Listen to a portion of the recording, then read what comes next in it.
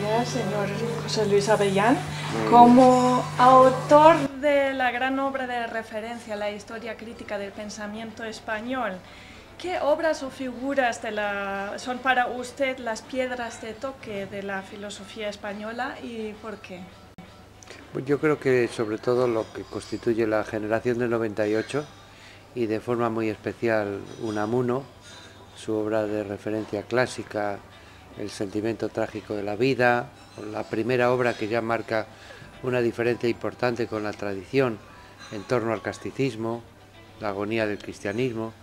En realidad toda la obra de Unamuno es una reflexión filosófica en una línea muy española. Después Ortega y Gasset, que recoge algunas de las secuelas del pensamiento de Unamuno y que le va a dar un carácter oficial a la lengua española como lengua de filosofía. Se había considerado que el español era una lengua literaria, pero no tenía dimensión filosófica. Ortega y Gasset demuestra que sí, que la lengua española puede obtener esa dimensión filosófica de la que parece que había carecido hasta ese momento.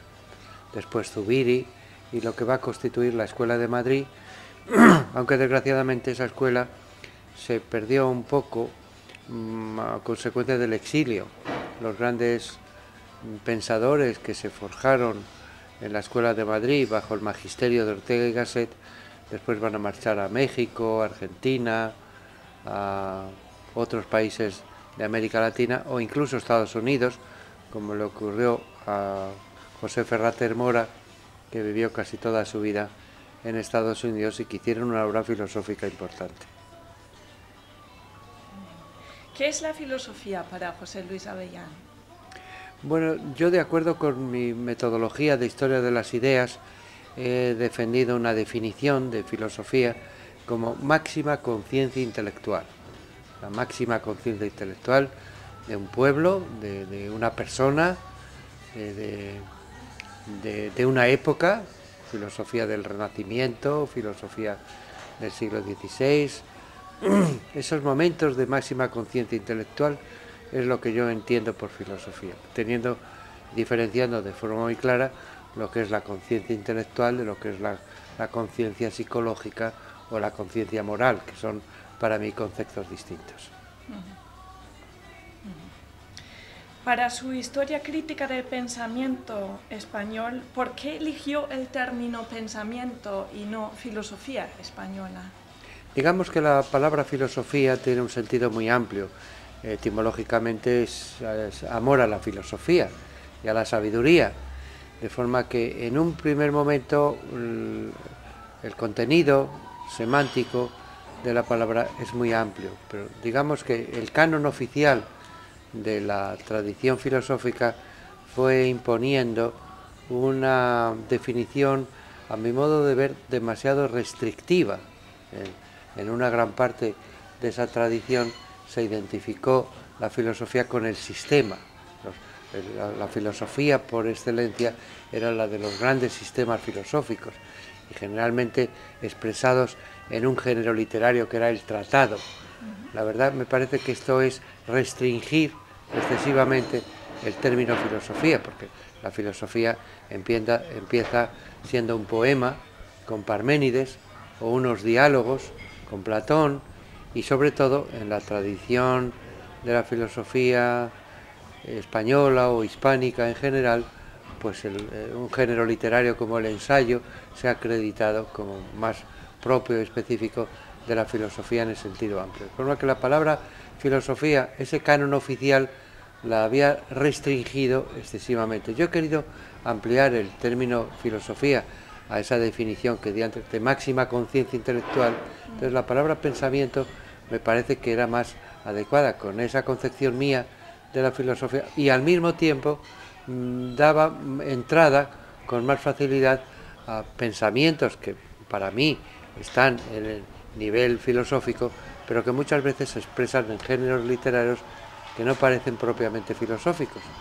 Yo sostengo que La vida es sueño es una obra dramática de Calderón de la Barca, es una obra de filosofía, y que incluso una obra como El Quijote de Cervantes pues tiene mucho contenido filosófico, ¿no?